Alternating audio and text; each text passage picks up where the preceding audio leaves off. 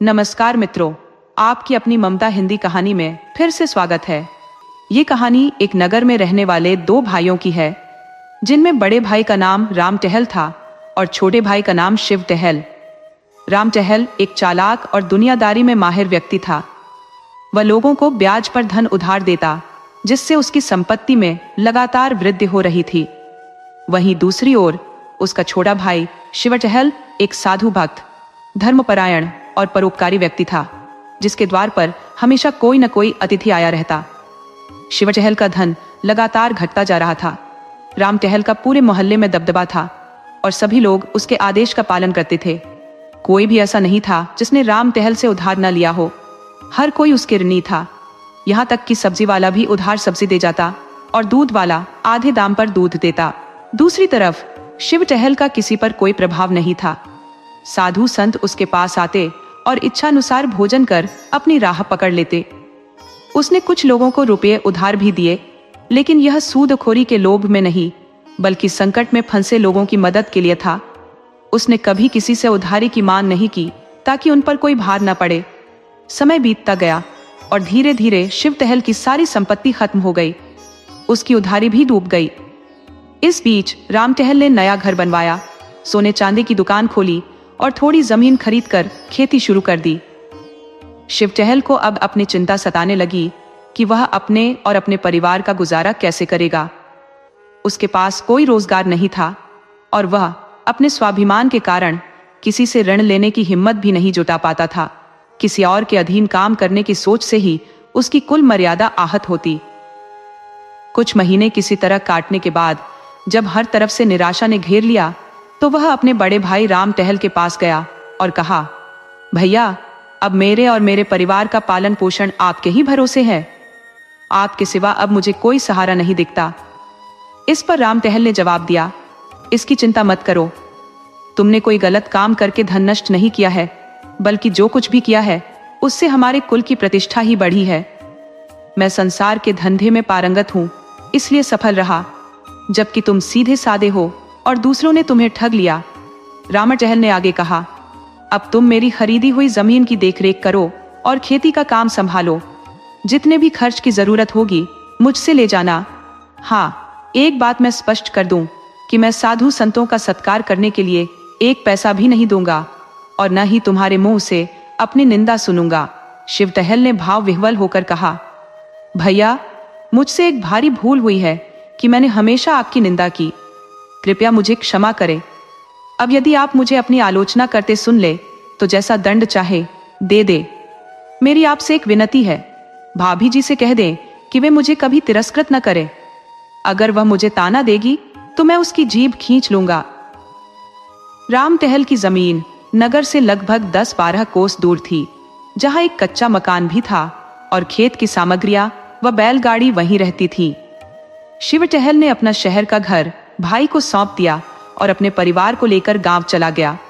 वहां पहुंचकर उसने पूरे जोश के साथ खेतों का काम संभाल लिया, नौकरों पर निगरानी शुरू की और उनकी मेहनत का फल भी मिला।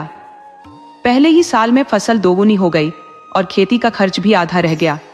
हालांकि शिव टहल का स्वभाव उतना नहीं बदला, पहले की तरह न सही, पर अब भी कुछ साधु संत उसकी कीर्ति सुनकर वहां आ जाते और शिव टहल को विवश होकर उनकी सेवा करनी पड़ती। उसने यह बात बड़े भाई से छिपाई ताकि राम टहल नाराज होकर उसकी जीविका का आधार न छीन ले। इस कारण उसे अनाज और भूसा आदि छिपाकर बेचना पड़ता था।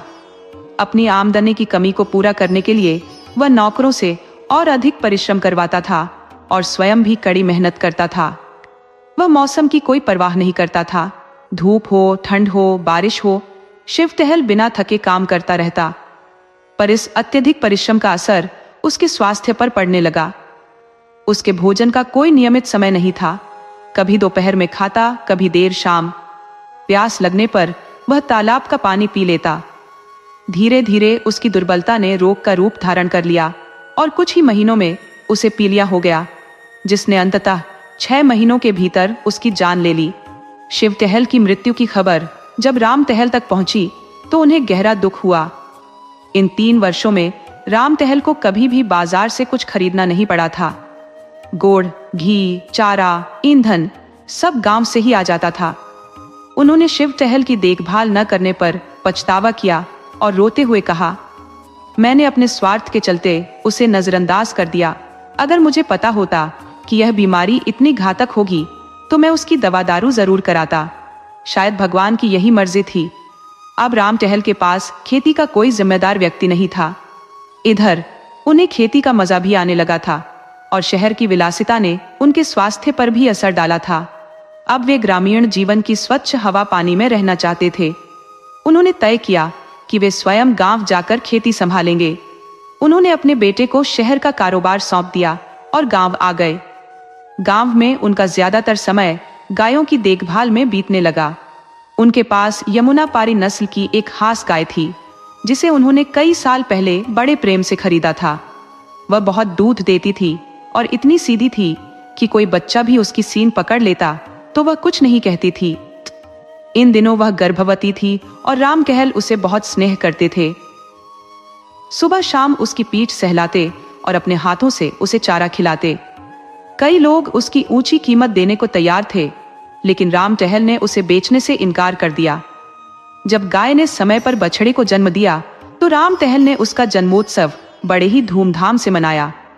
अनेकों ब्राह्मणों को आमंत्रित कर भोजन करवाया गया और कई दिनों तक गान बजाना चलता रहा। बछड़े का नाम जवाहिर रखा गया और उसकी जन्मपत्री बनवाई गई। पत्री के अनुसार वह बछड़ा बड़ा ही भाग्यशाली और निष्ठावान निकलेगा, किंतु छठे वर्ष में एक बड़ी आपदा की संभावना थी। अगर वह उस संकट से बच गया तो शेष जीवन सुखमय व्यतीत करेगा। ये बछड़ा असाधारण रूप से सुंदर था। उसकी आभा इतनी मोहक थी कि दिन भर खेल कूद में मग्न रहता। जब राम टहल उसे छलांग लगाते हुए देखते तो उनका हृदय गर्व से भर जाता। जवाहिर और राम टहल का ऐसा प्रेम था कि वह उनके पीछे कुत्ते की तरह दौड़ता फिरता। जब राम टहल शाम सुबह अपनी खाट पर बैठकर गांव वालों से वार्तालाप करते, जवाहिर उनके पास खड़ा रहकर उनके हाथ पैर चाटता। जब राम टहल उसके पीठ पर हाथ फेरते तो बछड़े की आंखें खुशी से चमक उठती। राम टहल को भी जवाहिर से इतना लगाव हो गया था कि जब तक वह सामने न बैठा हो भोजन का स्वाद नहीं आता। खास तौर पर उसके लिए एक नौकर रखा गया था जो रोज उसे स्नान कराता, साफ सुथरा रखता। जब कभी राम टहल किसी अन्य गांव में जाते तो जवाहिर उन्हें घोड़े पर आते देख उनकी ओर दौड़कर उनके पैरों को चाटने लगता। इस अद्भुत प्रेम को देख गांव के लोग स्तब्ध रह जाते थे, जैसे कोई पितृ संतान का संबंध हो। अब जवाहिर 2.5 वर्ष का हो चुका था और राम टहल ने उसे अपनी सवारी के लिए प्रशिक्षित करने का निश्चय किया। अब वह बछड़ा नहीं, बैल बन चुका था। उसका गट्ठा हुआ शरीर, सुदृढ़ मांसपेशियां, ऊंची गर्दन और चौड़ी छाती उसे अन्य बैलों से अलग करती थी। उस इलाके में कोई और ऐसा बैल नहीं था। बड़ी मुश्किल से उसकी जोड़ी के लिए एक और बैल मिला, परंतु लोग कहते थे कि ऐसी जोड़ी अनमोल है। परंतु अजीब बात यह थी कि अगर कोई अन्य गाड़ीवान जवाहिर को हाँकता तो वह टस से मस न होता, केवल गर्दन हिलाता रहता। मगर जब राम टहल उसे हाँकते तो जवाहिर फुर्ती से गाड़ी खींचने लगता। वह बिना रुके मीलों तक दौड़ता। उसकी गति घोड़ों से भी तेज थी। एक संध्या की बात है, जब जवाहिर अपने नांद में भूसा खा रहा था और राम टहल उसके पास खड़े होकर मक्खियां उड़ा रहे थे, एक साधु महात्मा उनके द्वार पर आ पहुंचे। राम टहल ने आदरपूर्वक कहा, महाराज, आप द्वार पर क्यों खड़े हैं?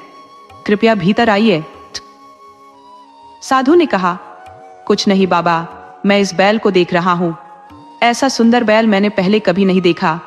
यह तो आपके घर का ही बछड़ा है, साक्षात देवतुल्य है। महात्मा जवाहिर के पास आकर उसके सिर पर हाथ फेरने लगे। राम टहल ने पूछा, महाराज, आप कहां से पधारे हैं? कृपया आज यहीं ठहरे, यह हम पर आपकी कृपा होगी।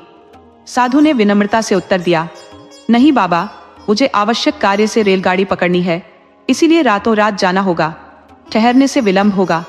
राम टहल ने कहा, तो फिर कभी और दर्शन होंगे? महात्मा ने कहा, हाँ, तीर्थ यात्रा से 3 वर्ष बाद इधर से पुनः आऊंगा, तब आपकी इच्छा पूरी करूंगा। आप बड़े ही भाग्यशाली हैं कि आपको इस देवतुल्य नंदी की सेवा का अवसर प्राप्त हुआ है। इन्हें कभी कष्ट मत दीजिएगा, न ही कभी फूल से भी मारिएगा। ये कहकर साधु ने जवाहिर के चरणों में सिर झुकाया और चले गए। उस दिन से जाहिर की प्रतिष्ठा और भी अधिक बढ़ गई। वह एक साधारण पशु से दिव्य स्तर पर पहुंच गया। राम टहल पहले उसे रसोई के सभी पकवान खिलाते, फिर स्वयं भोजन करते। हर सुबह उठकर सबसे पहले उसके दर्शन करते, यहाँ तक कि उसे अपने बैलगाड़ी में जोतने की बजाय छोड़ना नहीं चाहते थे। परंतु जब भी उन्हें किसी यात्रा पर जाना पड़ता, जाहिर की बेचैनी बढ़ जाती। वह सिर हिला हिलाकर अपनी व्याकुलता प्रकट करता। अंततः विवश होकर राम टहल उसे अपनी गाड़ी में जोतते। एक बार उन्होंने उसे गाड़ी में न जोतकर दूसरी जोड़ी बैल लगा दिए, जिससे जाहिर इतना आहत हुआ कि उसने पूरे दिन कुछ भी नहीं खाया। इस कारण राम टहल उसे बिना कारण कहीं ले जाने से बचते थे। उनकी इस गहरी श्रद्धा को देखकर गांव के लोग भी जाहिर को अन्न का दान करने लगे। सुबह होते ही लोग उसके दर्शन के लिए आने लगे, क्योंकि सभी ने महसूस किया कि जाहिर केवल एक पशु नहीं था, बल्कि एक दैवीय आशीर्वाद था। फिर एक दिन पशु चिकित्सक को बुलाया गया। उसे विभिन्न औषधियां दी गई और टीका भी लगवाया गया। राम टहल खुद उसे खिलाते और बांधते थे, ताकि कोई नौकर उसे दूषित पानी न पिला दे। पशुशाला को भी साफ सुथरा कर दिया गया, ताकि कोई कीड़ा मकोड़ा न छिप सके। एक शाम की बात है, जब राम टहल जाहिर को चारा खिला रहे थे, तभी वही साधु वहां आ पहुंचे जिन्होंने 3 वर्ष पूर्व भविष्यवाणी की थी। राम टहल ने उन्हें पहचान लिया और विनम्रता से उनकी सेवा में लग गए। इसी बीच अचानक जाहिर ने जोर से डकार ली और भूमि पर गिर पड़ा। उसकी आंखें पत्थर सी हो गई थी।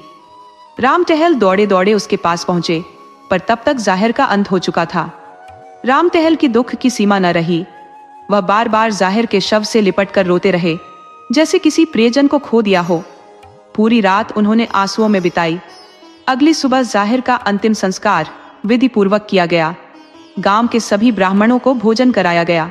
उन साधु महात्मा ने राम टहल को ढांढस बंधाया और उनकी सांत्वना राम टहल के हृदय को गहरी शांति प्रदान कर गई।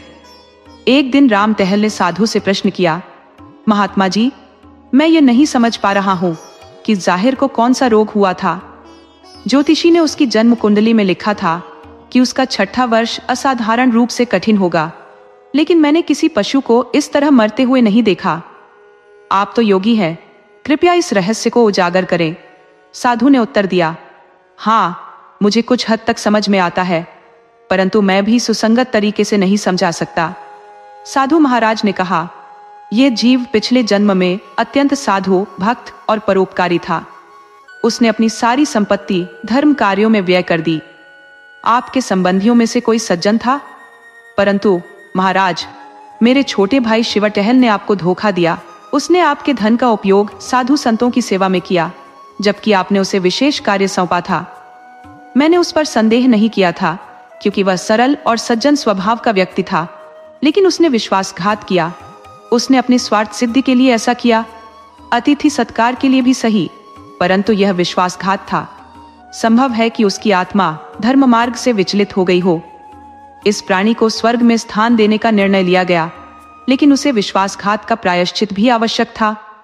उसे आपके यहाँ पशु के रूप में जन्म देना तय किया गया, ताकि उसके द्वारा हराया गया धन पुनः प्राप्त हो सके। ये तय किया गया कि 6 वर्षों में उसकी आत्मा शुद्ध हो जाएगी और निर्वाण को प्राप्त होगी।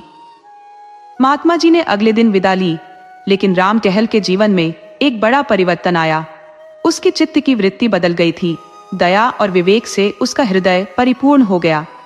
वह सोचने लगे कि जब ऐसे धर्मात्मा प्राणी को जरा सा विश्वासघात के लिए इतना कठोर दंड मिला, तो मुझ जैसे पापी की स्थिति क्या होगी।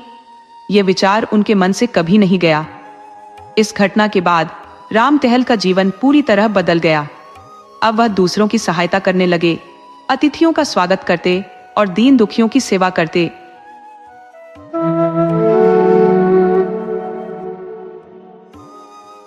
फुटपाथ के किनारे एक महिला सहायता की गुहार लगा रही थी, अंधी को कुछ दे दो, मी बाप। पास ही बैठे एक व्यक्ति ने, जो दोनों पैरों से लंगड़ा था, कहा, अरे मी बाप, इस लंगड़े पर भी दया करो। वह औरत बड़बड़ाती हुई उठी और दीवार को टटोलते हुए चलने लगी। लंगड़ा व्यक्ति बोला, अरे बैठ जा, मैं ही चला जाता हूँ। महिला ने धीरे धीरे चलते हुए कहा, जाना ही था तो यहाँ क्यों आई। लंगड़ा हंसते हुए बोला, बैठ जा, जड़ों को क्यों खोद रही हो। इतने में एक धार्मिक आदमी को देखकर लंगड़ा और औरत दोनों ने अपना कटोरा आगे बढ़ा दिया। धार्मिक आदमी ने लंगड़े के कटोरे में पाई डाल दी। खनखनाहट सुनते ही महिला और ज्यादा गिड़गिड़ाने लगी, लेकिन धार्मिक आदमी आगे बढ़ गया। लंगड़े ने कहा, इस अंधी को भी कुछ दे दो। धार्मिक आदमी ने दया दिखाते हुए पूछा, क्या ये तेरी औरत है? लंगड़ा बोला, हाँ हाँ मी बाप।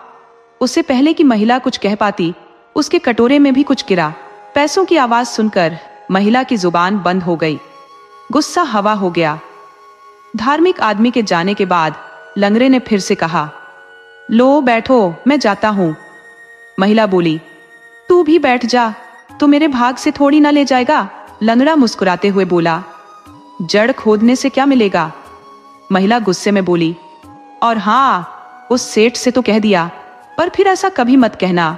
लंगड़ा बोला, पगली, ऐसा कहने से कुछ मिल गया? तेरा क्या गया? दोनों ने फिर से अपना काम शुरू किया। गांधी पर दया करो, मी बाप, पाई दो। रात को भी यह सिलसिला चलता रहा। जब लंगड़ा बोलता तो महिला दुगने जोर से बोलती।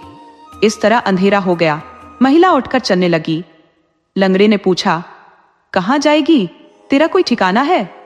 महिला बोली, तुझे क्या? भिखारियों का क्या कोई ठिकाना होता है?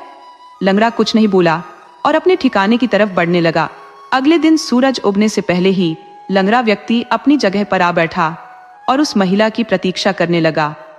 कुछ देर बाद वह महिला दूर से आती हुई दिखाई दी। लंगड़ा व्यक्ति दुगने जोर से चिल्लाया, मालिक, इस लंगड़े पर दया करो, पाई दो, पाई दे दो। महिला भी कुछ दूरी पर बैठ गई और दयालु लोगों से सहायता मांगने लगी। गर्मियों के दिन थे। धीरे धीरे धूप चढ़ती गई और ग्राहकों की आवाजाही कम हो गई। लंगड़े ने महिला से पूछा, कितने पैसे आए? महिला ने कहा, 1 आना और 2 पाई। तेरे कितने हुए? लंगड़े ने कहा, मेरे तो 1 आने में 2 पाई कम है। कुछ देर की खामोशी के बाद लंगड़े ने पूछा, तेरा नाम क्या है? महिला बोली, तुझे क्या काम है? अपना नाम बताना। मेरा नाम तो चमन है। महिला हंसकर बोली, मेरा नाम जमनी है। जमनी के चेहरे पर हंसी देखकर चमन ने कहा, जमने के बदले चमन नाम रख ले। मैं क्यों रखूं? तू रख ले जब मन हो। जमनी ने हंसते हुए कहा। इतने में चमन ने 2 ग्राहकों को आते देखा और चिल्लाने लगा, लंगड़े को कुछ दे दो, मी बाप। अंधी को कुछ दे दो, मी बाप। जमनी भी बोलने लगी। दोपहर ढलते ही दोनों ने 2-2 पैसे के चने लेकर ठेले वाले का फायदा करवा दिया। शाम होते होते दोनों ने हिसाब किया और जाने की तैयारी करने लगे। चमन ने पूछा, कल एकादशी है, भद्रकाली माता के मंदिर चलेगी? जमनी ने कहा, मैं कैसे आऊं? कहीं भटक जाऊंगी तो? चमन बोला, तू यहां आना, फिर दोनों साथ चलेंगे। अगले दिन चमन उसी रास्ते पर जाकर बैठ गया और जमनी की प्रतीक्षा करने लगा। कुछ देर बाद जमनी आ गई और दोनों भद्रकाली माता के मंदिर की ओर चलने लगे। चमन ने कहा, मेरे पीछे पीछे चलना। और वह रास्ते में कोई उतराई या चढ़ाई आने पर चमन जमनी को आगाह करता, देखना, दलान है, यहाँ पर चढ़ाई है। और मोटर या तांगा आने पर बोलता, जमनी रुक जा, मोटर आ रही है। दोनों देवी माता के मंदिर के बाहर भीख मांगने लगे। शाम होते ही दोनों उठ गए। आज उनकी अच्छी कमाई हो गई थी, खासकर जमनी की। फिर दोनों उसी जगह की ओर चल पड़े जहां पर वे मिले थे। जमनी ने कहा, वही जगह आने पर मुझे बता देना। जमनी के दिल में हल्का डर था कि कहीं चमन उलटे रास्ते पर तो नहीं ले जा रहा। वह घड़ी घड़ी हाथ से दीवार को छूकर तसल्ली कर लेती। हाँ, ये वही दीवार है। उस जगह पहुंचकर चमन ने कहा, यहाँ तेरी हद आ गई, तू हमेशा इसी तरफ से आती थी। जमनी ने ठहर कर दीवार को उंगलियों से छूकर देखा और अपने रोज के रास्ते का नक्शा सोचने लगी। चमन ने पूछा, जमनी, तू कहाँ रहती है? अगर अच्छी जगह ना हो तो मैं एक अच्छा ठिकाना जानता हूँ। वहां ना तो भिखारी तंग करेंगे और ना ही पुलिस वालों का कोई डर है। लेकिन जमनी चुप रही। चमन ने फिर कहा, चलती है क्या?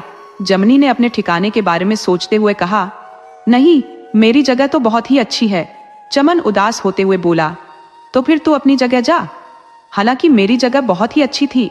जब जमनी ने अपने मन की उदासी को समझ लिया था, उसे चमन को छोड़कर जाना अच्छा नहीं लग रहा था। परंतु आखिरकार वह अपनी राह पर चल पड़ी। जमनी ने पूछा, कल आएगा ना? फिर तू गालियां तो नहीं देगा? चमन ने कहा, ऐसा क्यों बोलती है? मैंने तुझे कब गाली दी? अच्छा चल, अब कल मिलेंगे। कहकर चमन हंसते हंसते अपने ठिकाने की ओर चल पड़ा और चौकड़ी भरता हुआ सरकने लगा। गर्मियों का समय था, इसलिए दोनों को बिस्तर की कोई झंझट नहीं थी। इसके बाद जमनी और चमन रोज उस रास्ते पर बैठते और फुर्सत की घड़ी में बातें भी करते। एक दिन की बात है, जमनी बोल रही थी, माई बाप, कोई अंधी को। इतने में कटोरे में कुछ बजा। जमनी ने हाथ से छूकर देखा तो पैसों के बदले कंकड़ उसके हाथ में आया। पास में बैठे चमन को मारते हुए उसने कहा, शैतान कहीं का। और चमन की हंसी उसके कानों में गूंजने लगी। आज जमनी का अक्षय पात्र रूठा हुआ था। शाम ढलने तक उसे सिर्फ 4 पैसे ही मिल पाए थे। साड़ी के आंचल में बंधे 4 आने में से खाने का इंतजाम करना पड़ेगा, ये सोचकर वह उदास थी। चमन को भी आज सिर्फ 1 पैसा मिला था। चमन ने पूछा, चल अब वक्त हो गया है, जाना नहीं है क्या? जमनी की उदासी का कारण समझते हुए चमन बोला। इतने में जमनी के कानों में जूतों की आवाज पड़ी। उसने कहा, कोई अंधी को 2 पाई दे दो माई बाप। कटोरे में कुछ गिरने की आवाज सुनाई दी। जमनी बोली, जीते रहो शेठ, भगवान तुम्हारा वंश आगे बढ़ाए। और कटोरे में से पैसा हाथ में आने पर उसके चेहरे पर खुशी छलक उठी। चमन ने कहा, वंश कैसे बढ़े जब बीवी ही ना हो? भगवान से यह कहो कि औरत दे। यह सुनकर जमनी समझ गई कि यह चमन की करतूत है। जमनी ने कहा, यह लो, अपना पैसा रखो। चमन ने जवाब दिया, पैसे का क्या करूं? मुझे तो पत्नी चाहिए। जमनी बोली, वह भी मिल जाएगी, पर अपना पैसा रखो, दान में दिया हुआ मैं वापस नहीं लेती। चमन ने कहा, तुझे लेना ही होगा, एक शर्त पर लूंगा। जमनी ने पूछा, वह क्या? आज मेरे घर पर मेहमान बनकर चल। चमन ने कहा। जमनी सोच में पड़ गई और थोड़ी देर बाद बोली, पर तू ही मेरे साथ चलना, वहां ऐसी जगह नहीं होगी। जमनी यहां से ज्यादा दूर नहीं है, अगर तुझे आज ना जचे तो कल मत आना। अच्छा तो फिर चल। कहते हुए जमनी उठी। चमन का दिल कांप उठा, मानो भक्त के घर भगवान पधार रहे हो। वह बोला, जरा ठहर। चमन ने नजदीक के एक होटल से पकौड़ियां लेकर कंधे से लिपटे कपड़े में बांधकर थोड़ी ही देर में लौट आया। अब चल, चमन ने कहा। जमनी उसकी आवाज का सहारा लेते हुए चलने लगी। चमन का ठिकाना आ चुका था। चारों ओर में खुला आंगन था और बीचों बीच एक नीम का पेड़ था। नीचे हमेशा धूल की शैया बिछी रहती। चमन ने जमनी से कहा, बैठो, और पकौड़ियों की पुड़िया खोलकर दोनों खाने लगे। जमनी की भूख आज कहीं भाग गई थी, पर पकौड़ियों के स्वाद से कुछ जग उठी। उसने हाथ से टटोलते हुए पूछा, तू भी कुछ खा रहा है या नहीं? खा रहा हूं ना, चमन ने कहा। जमनी के हाथ को छूते हुए चमन ने कहा, पकौड़ियां उतनी ही लग रही है। नहीं नहीं, खा रहा हूं ना। सुनकर जमनी ने पूछा, खा मेरी कसम पर। जब चमन कुछ नहीं बोला तब जमनी ने कहा, ऐसे नहीं चलेगा, हम दोनों आधा आधा बांट लेते हैं। यह कहकर उन्होंने पकौड़ियों के 2 हिस्से किए और पकौड़ियां खाने लगे। भोजन समाप्त करने के पश्चात चमन जमनी को कुछ दूरी पर स्थित नल पर ले गया। दोनों ने पानी पिया और लेट गए। देर रात तक वार्तालाप करते करते नींद में लीन हो गए। इसके बाद जमनी और चमन एक साथ भीख मांगने, खाने और रहने लगे। मौसम ने करवट ली और बरसात का मौसम आरंभ हो गया। अब चमन को ठिकाना बदलने की आवश्यकता महसूस हुई। उसने कहा, तू यहीं बैठ, मैं कोई अच्छी जगह देखकर आता हूं। यह कहकर चमन वहां से निकल पड़ा। कुछ ही देर बाद चमन एक नया ठिकाना ढूंढकर लौट आया और दोनों वहां चल पड़े। थोड़ी दूर जाने पर एक दाबा दिखाई दिया। चमन के मुंह में पानी आ गया। जमनी, मेरे पास 2 पैसे हैं, अगर 1 आना और मिल जाए तो दाल चावल लाकर खा सकते हैं। बहुत दिनों से मन कर रहा है, चमन बोला। जमनी ने कहा, ये ले, मैं कब मना करती हूँ, पर तू लाएगा कैसे? चल, मैं भी चलती हूँ। ढाबे के पास पहुंचकर चमन ने फुटपाथ के किनारे एक गड्ढे से दोना निकाला और ढाबे वाले लड़के को देकर कहा, भाई 6 पैसे की दाल चावल देना। थोड़ी देर बाद लड़का दाल चावल डालने लगा। सब्जी नहीं लाए? चमन ने पूछा। लड़के ने कहा, लेना है तो ले, वरना चलता बन। एक तो भिखारी है, ऊपर से चटोरा कहीं का। लड़के ने पैसे लेकर दाल चावल दोने में डालकर उन्हें दे दिए। थोड़ी ही देर बाद वे दोनों एक दीवार के पास झुके हुए बड़े ही घने पेड़ के नीचे पहुंचे। चमन बोला, बैठ, देख यहाँ पर एक बूंद भी नहीं गिरती। जमनी ने कहा, अच्छा ठिकाना ढूंढा है तुमने, एकदम सूखा है। मैंने पिछले साल भी यहीं पर बारिश काटी थी, पर तब तू नहीं थी। रात मानो काटने को दौड़ती थी। फिर दोनों ने खाना खाया और सो गए। इस प्रकार कुछ दिन बीते और दिवाली का दिन आ गया। जमनी को उसकी रोज की जगह पर छोड़कर चमन दूर दूर के मंदिरों में जाकर भीख मांगता। सूखी लोगों की दया से मिले पैसे से मिठाई खरीदकर शाम को जमनी के पास आता और उसके सामने रखता। जमनी कहती, तू खा, पर चमन इनकार करता, मैंने तो खाया ही है, तू खा। जमनी बोली, मैं तुझे पहचानती हूं, पर कल से तू मत जाना, कहीं किसी मोटर गाड़ी के नीचे ना आ जाए। दिवाली का दिन बीत गया और सर्दियों का मौसम आने लगा। एक रात सर्दी बढ़ती हुई देखकर चमन ने जमनी से पूछा, जमनी, कितने पैसे हैं? 2 रुपए और एक अठन्नी बंधी है और कुछ पाई है। क्यों? जमनी ने कहा, कल हाट से एक लहंगा लेकर आऊंगा और एक कंबल भी। तेरे कपड़े देख कितने पुराने और खराब हो गए हैं, चमन ने कहा। जमनी बोली, तेरे भी कहाँ अच्छे हैं? मेरी बात और है, चमन ने जवाब दिया। सर्दी बढ़ती जा रही थी। जमनी और चमन रोज की जगह पर आ बैठे। जमनी ने कहा, इतनी ठंड क्यों है? हमारा शरीर कांप रहा है, कोई दयालु, कोई सेठ दया करो, चमन ने पुकारा। परंतु ऐसी ठंड में कोई भी अपनी जेब से हाथ बाहर नहीं निकाल रहा था। जमनी के दांत बज रहे थे। उसने कहा, आज तो कड़क ठंड है। जमनी, कंबल है, फिर भी ठंड लग रही है, यहां मेरे पास सटकर बैठ, चमन ने कहा। ना रे ना, कोई पाई पैसा दे रहा है, वो भी ना देगा, जमनी ने उत्तर दिया। चमन ने हंसी हंसी में कहा, तो फिर कहीं धूप में जाकर बैठ जा, अब तो धूप भी निकल आई है, दोपहर होने को आई है। परंतु चमन की ठंड कम नहीं हुई। जमनी को संदेह हुआ, कहीं बुखार तो नहीं। ये सोचकर उसने चमन के शरीर को हाथ लगाया और बोली, हाय राम, क्या ठंड ठंड लगा रखी है? शरीर तो बुखार से तप रहा है।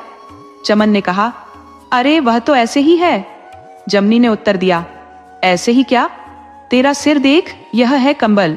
चमन ने इनकार करना उचित नहीं समझा और वह कंबल लेकर दीवार के साथ कांपता हुआ लेट गया। बीच बीच में जमनी 2-3 बार पूछती, पानी, सोडा लाना है? सुबह होते ही चमन ने कहा, जमनी, बेला हो गई है, तू जा। जमनी बोली, तुझे ऐसे छोड़कर कैसे जाऊं? तू जा, मैं यहीं पर लेता रहूंगा, मुझे कुछ नहीं होगा। मेरी बात और है, पर तू क्या खाएगी? तू तो कल से भूखी है, चल जा। ये कहकर चमन ने उसे जबरदस्ती धकेला, परंतु उसका दिल नहीं मानता था। जब तक चमन ने बोलना बंद नहीं किया, तब तक वह जाने को तैयार नहीं हुई। जाते हुए जमनी ने कहा, देख, सिर ढककर लेटना और पानी पीना पड़े तो कटोरे में भरकर रखा है। ये कहकर जमनी उठी और अपने रोज के ठिकाने पर जाकर भीख मांगने लगी। मन में चमन था, परंतु जुबान पर रोज की तरह, अंधी पर कोई दया करो, कहती रही। कुछ ही देर में उसके कानों में आवाज आई, अंधी, उठ इधर से। जमनी समझी नहीं, कौन किसे कह रहा है। उसने तो बोलना जारी रखा, कोई दयालु दया करो। अभी वाक्य पूरा नहीं हुआ था कि आवाज आई, मानती नहीं अंधी, उठ इधर से। आवाज एकदम करीब से आई। जमनी समझ गई कि कोई पुलिस चाचा है। वह बोली, साहब, अंधी हूं, भीख मांगकर पेट भरती हूं। पुलिस वाले ने कहा, अबे उठ जा, दूसरी जगह पर बैठ। गवर्नर साहब इधर से निकलेंगे, तुम्हें पता नहीं? उठ, वरना अभी लगाता हूं। जमनी उठी और अपने घर की तरफ मुड़ी। इतने में वह आवाज फिर से आई, अबे उधर कहाँ जाती है, इस तरफ से जा। पुलिस वाले ने जमनी की बाह पकड़ी और उसे विपरीत दिशा में घुमा दिया।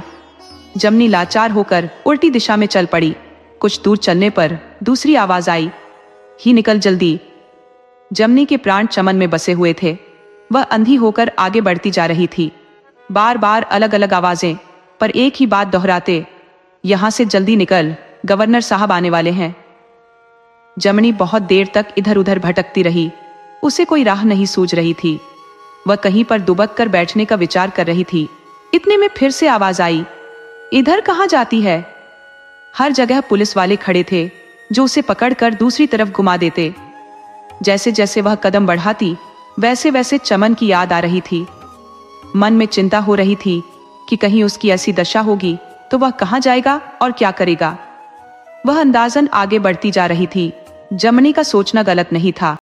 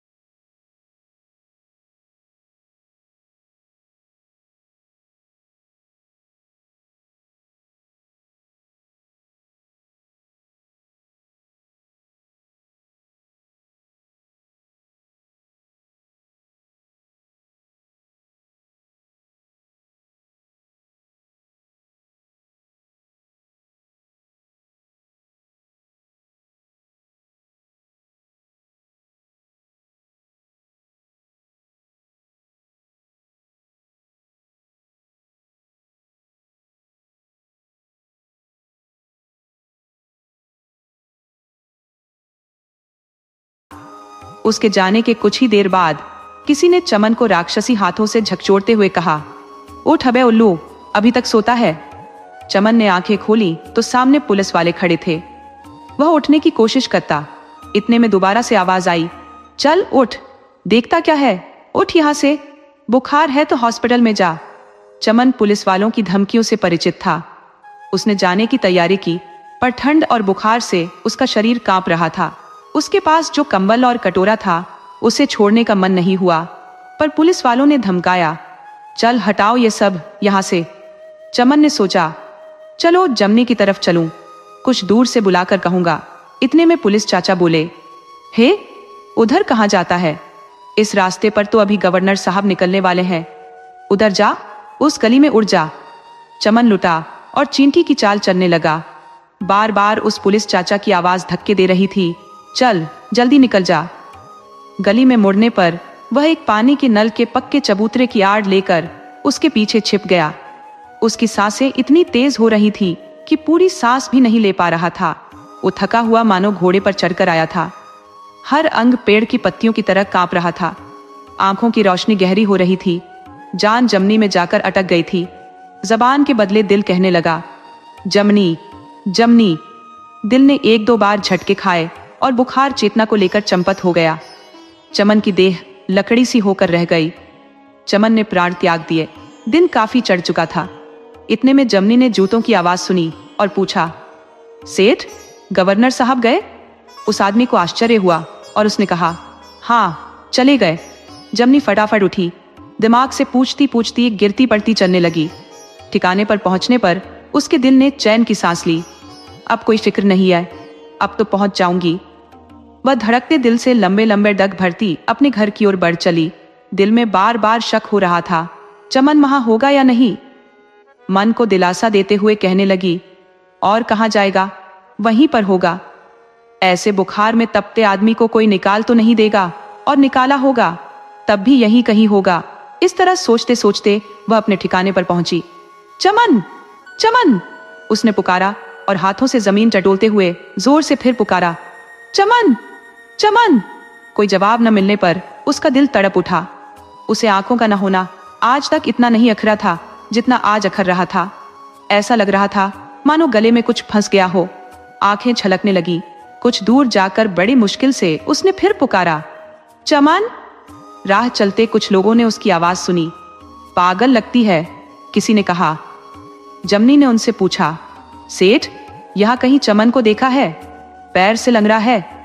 एक सेठ ने चलते चलते उत्तर दिया, नहीं। जमनी का दिल पंगु हो गया। उसने आंसू भरी आवाज में फिर से पुकारा, चमन कहां गया है? एक संतरा बेचने वाले ने पूछा। क्यों, कब से चिल्ला रही है? किसे ढूंढ रही हो? जमनी ने कहा, तुमने उसे कहीं देखा है? दोनों पैरों से लंगड़ा है, उसे बुखार आ रहा था। संतरे वाले ने कहा, हाँ, वो पास में ही था, 2 कंबल थे और दोनों पैरों से लंगड़ा। हाँ सेठ, वही। कहाँ है सेठ? मुझे अंधी को बता दो। संतरे वाले ने कहा, अरे, उसे तो अभी अभी म्यूनिसिपैलिटी की गाड़ी में डालकर ले गए। थानेदार साहब भी आए थे। उधर नल के पास मरा हुआ पड़ा था। चमन मर गया? क्या यह सच है? जमनी ढेर हो गई और फटी हुई आवाज में पूछ बैठी। फिर उसकी पलकों के किनारे से बहते आंसुओं के साथ डूबती हुई आवाज में बोली, जमना, तू मर गया? संतरे वाले ने अपनी टोकरी उठाते हुए कहा, अरे, इस मनहूस को मैंने क्या कह दिया? क्या बला है ये? कहीं मर जाएगी तो मेरे सिर पड़ेगी।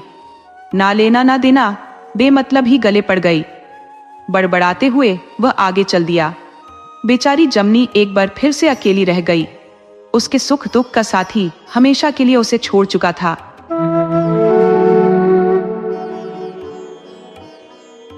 लक्ष्मी पंडित जी के पास अपने बेटे की जन्म कुंडली बनवाने के लिए बैठी हुई थी और चिंतित भी थी। अगर नई कुंडली में कोई बुरा ग्रह आ गया तो कुंडली फाड़कर नदी में फेंक दूंगी। पंडित जी बोले, लक्ष्मी बहन, तुमने बहुत पुण्य किए हैं जो ऐसा हीरा जैसा बेटा तुम्हें मिला है। बस इसकी कुंडली में एक बात मुझे परेशान कर रही है लक्ष्मी बहन, क्योंकि यह सदा तुम्हारे पास नहीं रहेगा। यह नाम तो रोशन करेगा पर तुमसे दूर रह के। तब लक्ष्मी कहने लगी, ये भविष्यवाणी तो उसके जन्म के वक्त उसकी दादी ने कर दी थी, क्योंकि लक्ष्मी ने घोर मूल्य में पुत्र को जन्म दिया था। दादी ने कहा था, अरे लक्ष्मी, तूने घोर मूल्य में बेटा जना है, ये सारे घर के लिए भारी रहेगा, बस खुद के लिए ही भला करेगा। जैसे सूर्य की रोशनी सबको देती है पर पास जाने पर जलाती है, वैसा ही कुछ है तेरा बेटा। चाहे जो भी हो, लक्ष्मी की तो आंखों का तारा था। लक्ष्मी ने बड़े प्यार से उसका नाम रुद्र रखा था, उसके जीवन का सूर्य था। रुद्र के होने से ही लक्ष्मी के जीवन में बसंत आया था। गांव में पहले शादी ब्याह आज की तरह नहीं होते थे। लड़कियों की छोटी उम्र में ही शादी हो जाती थी। जब लड़की चौका बासन करना सीख जाती थी, समझो वह विवाह योग्य हो गई। उस समय लड़कियों को ज्यादा पढ़ाया लिखाया नहीं जाता था। लक्ष्मी और उसकी जेठानी में ज्यादा फर्क नहीं था। लक्ष्मी की शादी के समय उसकी उम्र करीब 16 साल रही होगी और तभी उसके फेरे हो गए थे और वह ससुराल विदा होकर आ गई थी। कमला उसकी दूर की रिश्तेदार थी। कमला ने लक्ष्मी को देखा और अपने छोटे भाई के लिए पसंद कर लिया। क्योंकि कमला चाय नाश्ते की जिम्मेदारी निभा रही थी, तभी उसका विवाह अपने छोटे भाई से कर दिया। यह कमला की गोद तो 1 साल में ही भर गई। वहीं लक्ष्मी एक बेटे के लिए तरस गई थी। लक्ष्मी का पति भी इस बात से दुखी होकर संन्यास लेकर कहीं निकल गया था। उसने घर बार छोड़ दिया था, लेकिन उसे पता नहीं था कि उसकी पत्नी 2 महीने की गर्भवती थी। जाने कितनी मन्नतों के बाद रुद्र का जन्म हुआ। उसके जन्म लेते ही डॉक्टरों ने कह दिया कि उसे बचाना मुश्किल है, पर अपने लाडले को सीने से लगाए रात रात भर जाग कर लक्ष्मी ने उसे जीवित रखा। कमला के बेटे सुरेश और रुद्र में 10 साल का अंतर था। जहां एक तरफ सुरेश सीधा सादा घर का आदर्श पुत्र था, वहीं रुद्र सिर्फ घर का ही नहीं, पूरे गांव का सरदर्द था। अपनी मंडली के साथ वह कभी किसी के अनार के बगीचे से हाथ साफ कराता, कभी किसी के लहलहाते सेब के बगीचे से एकदम तोड़ लाता, कभी किसी की भैंस खोल देता तो कभी किसी की दुधारू गाय का दूध बछड़े को पिला देता। गांव की औरतें उसकी मां को ताने मारती और कहती, लक्ष्मी, तुम्हारा लाडला अब पंचायत बैठेगी, जाने सरपंच जी क्या निर्णय ले। रुद्र के कारनामे सबसे निराले थे। वह सबसे अलग था, जैसे भगवान शिव ने उसे खास मिट्टी से बनाया था। बचपन से दादी के अत्याचारों का परिणाम यह हुआ कि उसे अत्याचार शब्द से नफरत हो गई। रुद्र ने कभी अन्याय करना या सहना नहीं सीखा। किसी के साथ गलत होते देखता तो उस पर झपट पड़ता। घर पर शिकायतें आधी अधूरी ही पहुंचती, बताने वाले अपनी गलती छिपा जाते। घर पहुंचने पर रुद्र को पिटाई मिलती, पर वह सहन कर लेता। अगर वह किसी से डरता था तो वह था सुरेश, उसकी ताई का बेटा। दोनों भाइयों में अपार स्नेह था। सुरेश की आंखों का तारा रुद्र था और उसे अपने पिता के क्रोध से बचाने का साहस केवल सुरेश ही कर पाता था। रुद्र के पिता एक बार घर से निकले, फिर कभी लौट कर नहीं आए। कोई कहता बाबा बन गए, कोई कहता किसी डेरे में डेरा डाला, तो कोई कहता बड़े संत ज्ञानी हो गए। लोग अटकलें लगाते रहते, लेकिन ऐसा कौन सा संत ज्ञान है जो पत्नी और परिवार को बिना पतवार के अकेला छोड़ दे। अब पूरे घर की जिम्मेदारी सुरेश के पिता पर थी। उन्होंने सुरेश और रुद्र दोनों को समान प्रेम दिया। जितना प्रेम सुरेश से करते, उतना ही रुद्र से भी। इसी कारण जब नाराज होते तो रुद्र की पिटाई भी उतनी ही होती, लेकिन उनसे प्रेम भी बहुत करते थे।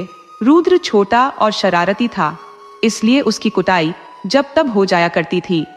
लेकिन ताऊजी के डर से बचाने के लिए सुरेश हमेशा उसके साथ खड़ा रहता था। रुद्र को टीवी देखने का भी बड़ा शौक था। दूसरों के घर टीवी देखने के लालच में वह गांव भर का दिहाड़ी मजदूर बन जाता। कभी किसी का राशन लाता, कभी किसी की आलू की बोरियां उतरवाता। उसका दिमाग इतना तेज था कि जब तक दुकानदार अपने कलम से जोड़ घटाव करता, तब तक वह मोल भाव निपटा चुका होता। उसका गणित का सारा ज्ञान जीवन से जुड़ा था। स्कूल पहुंचते ही गणित की कक्षा में उसे बुखार आने लगता था। उसे किताबें पढ़ने का बहुत शौक था और स्कूल की लाइब्रेरी की लगभग हर किताब कई बार पढ़ चुका था। उसकी दादी हमेशा कहती, मेरा रुद्र कलेक्टर बनेगा, देख लेना। लेकिन स्कूल उसे कभी भाया नहीं। सर्दियों के दिन थे और 11वीं की कक्षा लगी थी। कक्षा के एक लड़के नाहर ने गाना पहला नशा पहला खुमार सुना और उसे बहुत गंभीरता से लेकर क्लास की रमा को प्रेम पत्र गुलाब के साथ भेज दिया।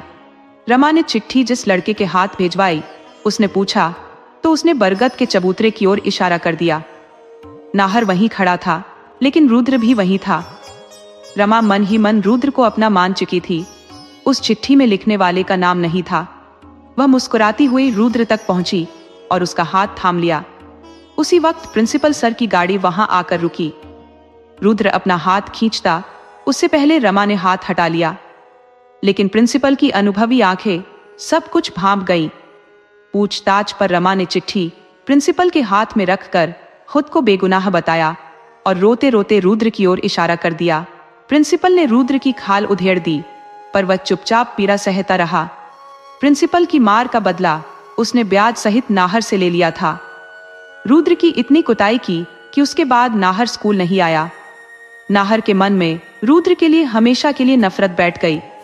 रमा के घर पर चिट्ठी कांड का पता चलने पर 2 महीने बाद ही रमा का विवाह हो गया। किसी तरह वह साल बीता। अगले साल की पढ़ाई के लिए सुरेश ने रुद्र को रुद्रपुर शहर भेज दिया। स्कूल खत्म कर रुद्र का दाखिला शहर के कॉलेज में हो गया। वक्त बदलते देर नहीं लगती। सुरेश पढ़ाई समाप्त कर चुका था और उसकी सरकारी नौकरी लग गई थी। घर पर सुरेश के लिए लड़की देखी जा रही थी, लेकिन अच्छा कमाने वाला सज्जन लड़का विवाह के लिए हमेशा ही अयोग्य साबित हो रहा था। इस बार बिना किसी को बताए एक चाल चली गई। जितनी तस्वीरें आईं, उनमें से पार्वती की तस्वीर पर सुरेश की मां कमला की नजर अटक गई थी। गोरी, दुबली और नाजुक पार्वती चेहरे से मासूम और भोली लग रही थी। कमला और लक्ष्मी को भी लड़की बहुत पसंद आई। गांव में अब भी पुराना अदब कायदा था। सिर्फ लड़का लड़की की फोटो बदलने से विवाह प्रस्ताव हो जाते थे। वहां से कन्या की फोटो आई और यहां से लड़के की फोटो भेजी गई।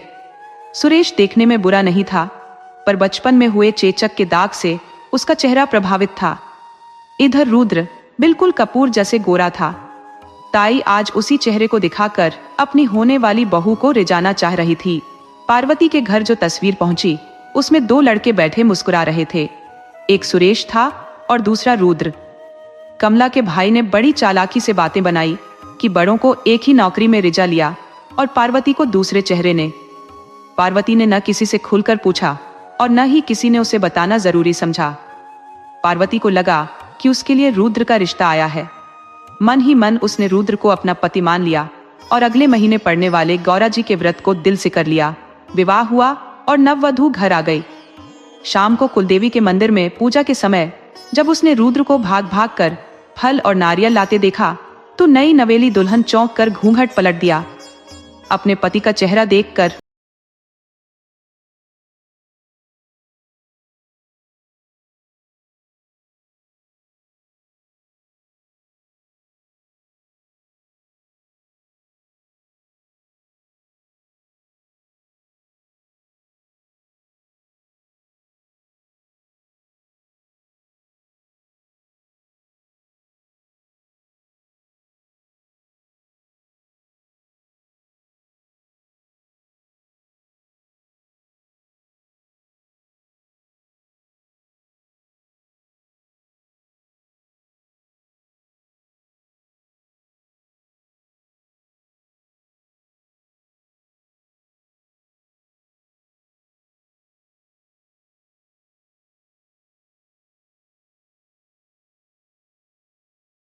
वह दंग रह गई।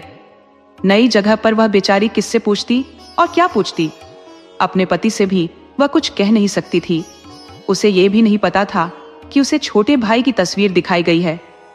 उसकी आंखें सब कुछ कह गई, लेकिन किसी को कुछ समझ नहीं आया। कमला सब समझ गई थी। लक्ष्मी बोली, तेरा चारा कुछ करता धरता नहीं है, शहरी से वापस भेज दो, शायद कुछ पढ़ लिख जाए।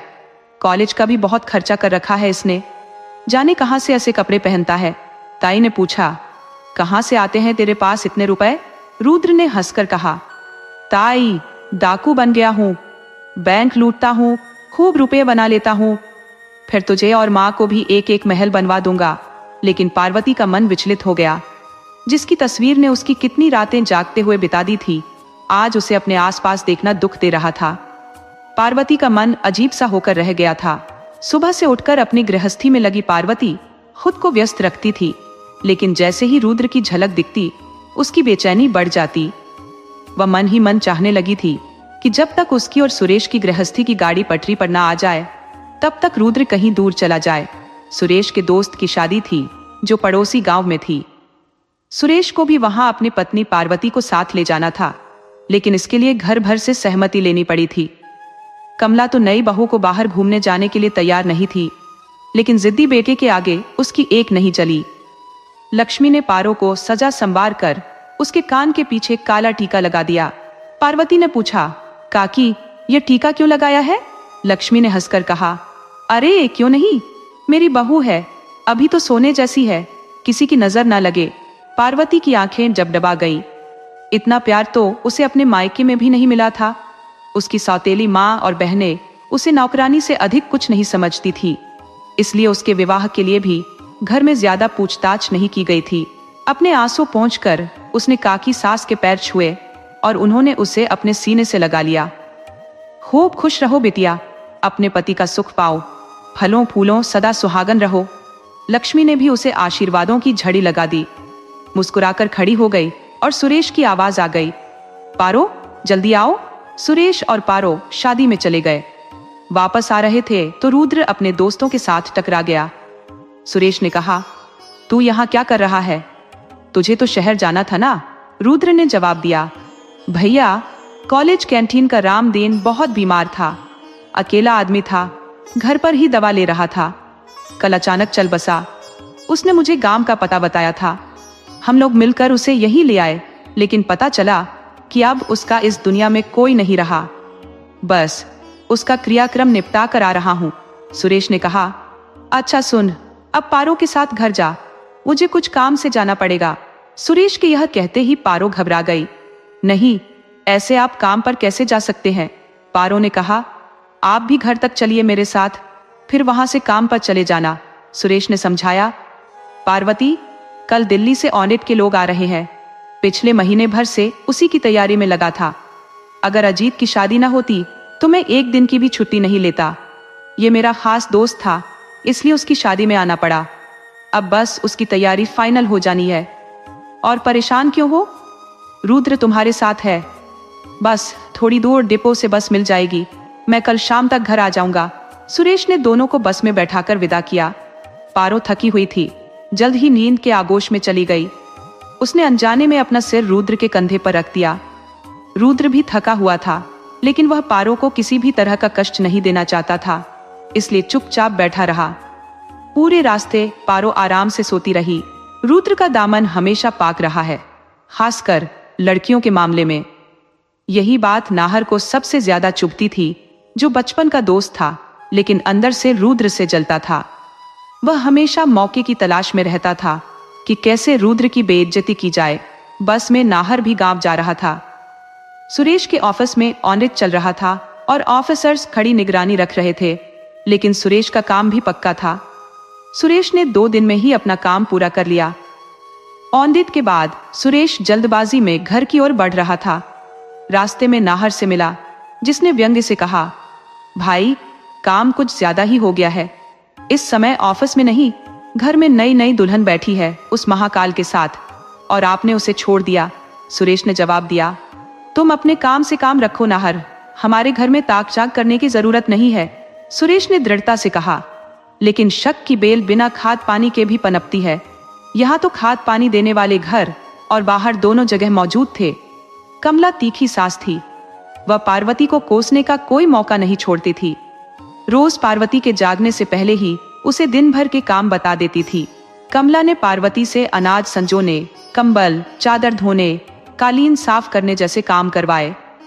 लक्ष्मी अपनी तरफ से मदद करती, लेकिन घर के दूसरे भी काम होते थे। कमला काम बताकर पड़ोस में बात करने चली जाती और पार्वती काम करती रहती। थकान के बावजूद उसे आराम नहीं मिलता था। एक दिन कमला ने पार्वती को चने पीसने के लिए बैठा दिया। तभी रुद्र शहर से घूमकर वापस आया और पार्वती को देख चक्की खींचकर खुद चने पीसने लगा। लक्ष्मी ने पूछा, रुद्र तेरी कमीज कैसे फट गई? रुद्र ने जवाब दिया, माँ कॉलेज में एक रईस ज़ादे को मजा चखा कर आ रहा हूँ। लक्ष्मी ने कहा, अरे अब किसका सिर फोड़ा? रुद्र ने कहा, कमिश्नर का लड़का स्कूल कॉलेज में शराब पीकर आ गया और लड़कियों को परेशान कर रहा था। पहले उसे प्यार से समझाया, नहीं माना तो मजबूरी में हाथ उठाना पड़ा। ताई ने कहा, पहले खुद को सुधारो। पार्वती सर झुकाए सोच रही थी। जितना वह रुद्र को अपने मन से हटाना चाहती, उतनी ही दृढ़ता से वह उसके दिल में बसता जा रहा था। रात में सुरेश आते ही कमला ने उसके कान भरने शुरू कर दिए। रुद्र तो किसी काम का नहीं है, बेटा ध्यान रखा कर। आजकल जब तब शहर से आ जाता है और पार्वती के आगे पीछे घूमता रहता है। देख बेटा, मैंने तेरी और पार्वती की उम्र में भी अंतर देखा है। कहीं कोई ऊंच नीच हो गई तो तेरा जीवन खराब हो जाएगा। सुरेश अपनी माँ की बातों को सुनते हुए बोला, माँ कैसी पागलों वाली बातें कर रही हो तुम भी। रुद्र मेरा छोटा भाई है, मेरे दिल का टुकड़ा है। माँ ने उत्तर दिया, हाँ लेकिन सुन लो, कहीं ऐसा ना हो कि यही जिगर का टुकड़ा तुम्हारे कलेजे को छलनी कर दे। सुरेश ने माँ को तो समझा लिया, पर उसकी बात उसके मन में घर कर गई। उस रात जब माँ बेटे की बातें हो रही थी और पारू दूध लेकर कमरे में आई, उसने भी सब सुन लिया। पार्वती पहले से ही रुद्र से दूर रहती थी, अब और सतर्क हो गई। लेकिन रुद्र इन बातों से अनजान था। उसके लिए पार्वती बड़े भाई की पत्नी थी, उसकी भाभी थी। वह देवर के रिश्ते को निभाते हुए कभी उसके लिए अमरूद लाता, कभी बेरिया, कभी कहीं से केरी लाता, तो कभी नन्हा खरगोश पकड़कर उसके हाथ में थमा देता। लो, इसे अपने पास रखो। वह कहता, बिल्कुल तुम्हारी तरह सफेद है। अब सुरेश का ध्यान इन छोटी छोटी बातों पर जाने लगा था। एक दिन गांव में लगे मेले में रुद्र साथ चलने की जिद करने लगा। पार्वती उससे बचना चाहती थी, पर रुद्र अधिकार से उसके जीवन में घुसता चला जा रहा था। उस दिन तहसील में जमीन पट्टे का काम होने से माँ बेटा दोनों घर से बाहर थे। दोपहर के भोजन के बाद पार्वती अपनी कार की लक्ष्मी के कमरे में जमीन पर लेटी हुई थी और लक्ष्मी की बातें सुन रही थी कि अचानक रुद्र आ धमका। रुद्र ने माँ से कपड़े मांगते हुए कहा, माँ मेरे कपड़े निकाल दो, जबरदस्त मेला लगा है। लक्ष्मी ने कमरे की बत्ती जला दी। रुद्र ने पार्वती को देखा और पार्वती लज्जा से बाहर चली गई। रुद्र को इससे कोई खास फर्क नहीं पड़ा। तैयार होकर वह घर से निकल गया। लक्ष्मी ने आवाज दी, अपनी भाभी को भी साथ ले जा, सारा दिन घर में पड़ी रहती है। पार्वती के लाख मना करने पर भी रुद्र ने उसकी नहीं सुनी। उसे मोटर बाइक पर बैठाकर मेला घुमाने ले गया। वर्षों बाद पार्वती किसी मेले में आई थी। 5-6 साल की उम्र में जब वह अपनी माँ के साथ मेले में आई थी, झूले पर बैठना, चूड़ियों की दुकान से खरीदारी करना, गुब्बारों को छर्रे वाली बंदूक से फोड़ना और रिंग उछालकर टेडी बियर जीतना, सब कुछ जैसे फिर से जीवंत हो गया। रुद्र भी उसके साथ बच्चे बन गया था। गोलगप्पों के ठेले पर चटकारे लेते हुए दोनों ने मस्ती की, पर घर पहुंचते ही महाभारत शुरू हो गई। सुरेश ने आंगन में इंतजार कर रहे दोनों को घूर कर देखा। मुझसे बिना पूछे ही घूमने निकल गई, उसने गुस्से में कहा। बड़ा शौक है बाहर घूमने का, काम धाम छोड़कर बाहर घूमती फिरती है। लक्ष्मी ने समझाया। नहीं सुरेश, मैंने ही पार्वती को भेजा था, वरना वह तो घर ही बैठी थी। मुझे लगा सारा काम तो हो चुका है, बेचारी थोड़ी बाजार की रौनक देख ले। सुरेश ने कहा, उसकी गलती को अपने सिर मत लो। देखो ये कोई वक्त है घर लौटने का, जाना ही था तो कम से कम रात का खाना तो बना जाती। अब इनके घूमने फिरने के कारण आपको और माँ को सारी रोटियां बेलनी पड़ी ना। पार्वती आंखों में आंसू लिए अंदर चली गई। रुद्र गाड़ी उठाकर वापस बाहर निकल गया, लेकिन उस रात पार्वती सो नहीं पाई। सुरेश का गुस्सा दुर्वासा ऋषि जैसा था। रात भर उसकी बेल्ट और लात घूंसे सहते हुए पार्वती के आंसू थम नहीं रहे थे। जब कोई व्यक्ति संकीर्ण मानसिकता अपना लेता है तो उसे सच्चाई का भान भी नहीं रहता। वह धीरे धीरे अपने मन में एक जटिल ताना बाना बुन लेता है, जिससे बाहर निकलना असंभव होता है। सुरेश भी सामान्य देवर भाभी के रिश्ते को प्रेमी प्रेमिका का रूप देने लगा। सुरेश, जो पहले कभी पार्वती से ऊंची आवाज में बात नहीं करता था, अब हर छोटी बड़ी बात पर उसे डांटने लगा। कभी गुस्से में उसकी थाली फेंक देता तो कभी चाय ठंडी होने पर बिना पिए ही छोड़ जाता। सुरेश अब शराब भी पीने लगा था और अक्सर बिना किसी वजह के झगड़ा शुरू कर देता। जब एक आदमी अपनी औरत पर हाथ उठाता है तो उसे रोकना मुश्किल ही नहीं, नामुमकिन सा हो जाता है। पार्वती को सब समझ आ रहा था, लेकिन वह करती भी क्या। बेचारी आंसू बहाते हुए बस सोचती रहती कि क्या करूं क्या न करूं। रुद्र से भी वह कुछ नहीं कह सकती थी, क्योंकि उस रात के बाद रुद्र घर नहीं लौटा था। उसे यह पता था कि पार्वती पर अत्याचार हो रहा है, पर सुरेश भी उसे सता रहा है, इसका उसे बिल्कुल भान नहीं था। ताई की नफरत से वह बचपन से ही वाकिफ था, लेकिन वह इसे ताई का सामान्य स्वभाव ही समझता था। उसकी ताई उसकी सुंदरता से जलती थी, यह तो उसे पता था, पर ताई की जलन की गहराई का अंदाजा उसे नहीं था। रुद्र के कॉलेज में छात्र संघ के चुनाव की तैयारी चल रही थी। इस वर्ष उसका फाइनल ईयर था और उसी की कक्षा से चुनाव में एक लड़का खड़ा हो रहा था। कॉलेज में सालों से एक ही पार्टी का दबदबा था और वही पार्टी के गुंडे कॉलेज में अपनी धौंस जमाते थे। कुछ बार रुद्र का सामना भी उनसे हुआ था, पर उसने ध्यान नहीं दिया था। एक शाम वह अपने कमरे में बैठा राजनीति शास्त्र की किताबें पढ़ रहा था कि दरवाजे पर जोर से दस्तक हुई। उसने दरवाजा खोला तो सामने उसका रूममेट अनिकेत खड़ा था, जगह जगह से कटा फटा। अनिकेत उसे अंदर खींच लाया और बोला, क्या हाल बना रखा है, क्या हुआ? अनिकेत बोला, भैया जी के गुंडे कैंटीन में आ गए और अपनी मनमानी करने लगे। अब तो हद हो गई है, किसी को इनके खिलाफ खड़ा होना होगा, वरना ये जिंदगी नर्क बना देंगे। रुद्र को गुस्सा तो आया, लेकिन उसने खुद को संभाल लिया। तुम डरते रहोगे तो वो डराते रहेंगे, रुद्र ने कहा। अब तक उनसे भागने की बजाय उनका सामना नहीं करोगे तो वे ऐसे ही सर पर चढ़कर नाचेंगे। तुम खुद क्यों नहीं खड़े होते उनके खिलाफ? अनिकेत बोला, भाई इतनी हिम्मत होती तो ऐसे मार नहीं खाता। रुद्र ने मेडिकल किट लाकर उसकी पत्ती की और उसके लिए चाय और बिस्कुट लाया। अनिकेत ने कहा, आज भी खाना नहीं बनाया तूने? रुद्र हंसकर बोला, क्या करूं भाई, किताब पढ़ने बैठता हूं तो कुछ और याद ही नहीं रहता। चाय पी, मैं फटाफट तेरे लिए कुछ बनाता हूं। रुद्र ने रसोई में जाकर 2 प्लेटों में नाश्ता बनाया। तभी गांव के मुन्ना काका कमरे में आए, हाथ में मिठाई का डिब्बा लिए।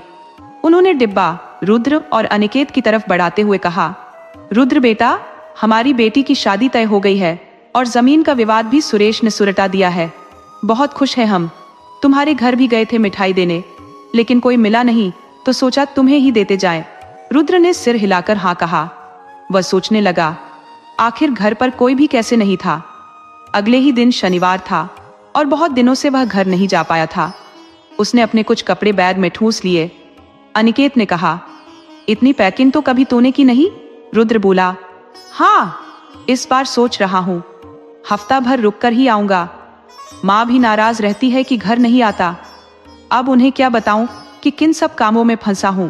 सामान बांधकर वह बालकनी की तरफ चला गया। सावन मास का मेला लगा हुआ था। कमला और लक्ष्मी भी मेला देखने जा रही थी। लक्ष्मी ने पार्वती से साथ चलने के लिए पूछा, पर घर के काम की वजह से पार्वती रुक गई। देर रात सुरेश घर आया।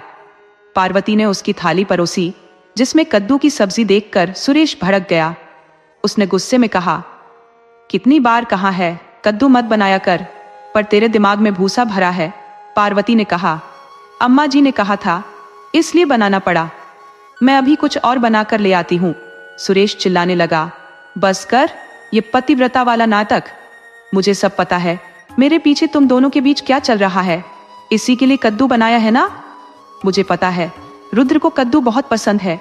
पार्वती बोली, ऐसा नहीं है, आप गलत समझ रहे हैं। सुरेश ने गुस्से में कहा, अब तू मुझे समझाएगी? तेरी इतनी हिम्मत? मेरे घर में सब मेरे हिसाब से चलता है, वरना छोटी पकड़कर खींचकर बाहर फेंक दूंगा। एक बार रात भर ओस में पड़ी रहेगी, तब अक्ल ठिकाने आएगी। पार्वती ने कहा, आप इतना नाराज क्यों हो रहे हैं? बैठिए, मैं कुछ और बनाकर ले आती हूँ। सुरेश ने गुस्से में थाली उठाई और पार्वती पर फेंक दी। वह तेज बारिश में बाहर निकल गया। शक से भरी आंखों के पीछे खड़ा रुद्र ये सब देख रहा था। हर शनिवार कॉलेज की छुट्टी के बाद वह घर आता था, पर इस बार बहुत समय बाद लौटा था।